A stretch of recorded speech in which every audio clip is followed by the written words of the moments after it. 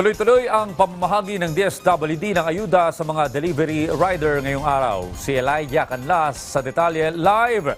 Rise and shine, Elijah. Audrey, patuloy ang pag-arangkada ng Department of Social Welfare and Development o DSWD dito sa QC Circle para sa pangmamahagi ng cash relief assistance sa ating mga PUV drivers. Ngayon nga ang nakatakdang ikalawang araw ng pamamahagi ng 5,000 pesos cash aid sa ating mga delivery riders. Dito sa Quezon City, target na maabot ngayong araw ang mga rider na ang apelido ay nagsisimula sa letrang J hanggang R. Bumisita na rin si DSWD Secretary Rex Gatchalian sa mga itinalagang payout hubs para masiguro na maayos ang daloy ng serbisyo. Kahapon ay nakipagpulong siya sa ilang mga TNCs para linawin kung bakit kulang ang initial list ng mga TNVS drivers na inabot sa kanila. Layunin ng kalihim na makonsulta at maagap na alamin ang anumang problemang kinahaharap ng mga benepisyaryo sa aktwal na proseso. Sa ilalim ng mekanismo ng kagawaran, kailangan lamang ipresenta ang orihinal na driver's license at isang photocopy nito sa verification desk para makuha ang ayuda.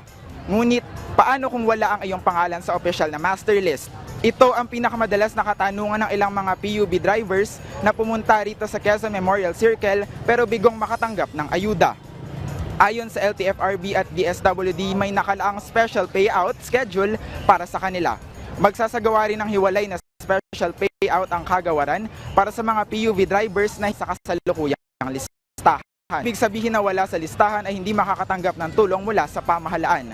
Pinapayuhan ng mga driver o rider ng PUV na makipag-ugnayan sa kanilang mga asosasyon o tumawag sa LTFRB hotline na 1342 para sa validation. Ang mga pangalang mahahabol sa supplemental payroll ay isasama sa susunod na schedule ng rollout.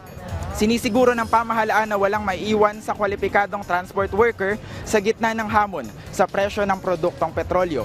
Pagtitiyak ng DSWD na patuloy ang kanilang pagbabantay para masigurong ang proseso ng cash relief distribution ay mabilis at tunay na naaabot ang masa. Audrey, makikita nga natin sa aking likuran ang dagsa ng pila ng mga delivery riders na naghihintay na makatanggap ng kanilang cash relief assistance. At maya-maya inaasahan pa natin na hahaba at kakapal ang pila bandang alas 8 hanggang alas 10 ng umaga. Audrey. Maraming salamat, Elijah Canlas.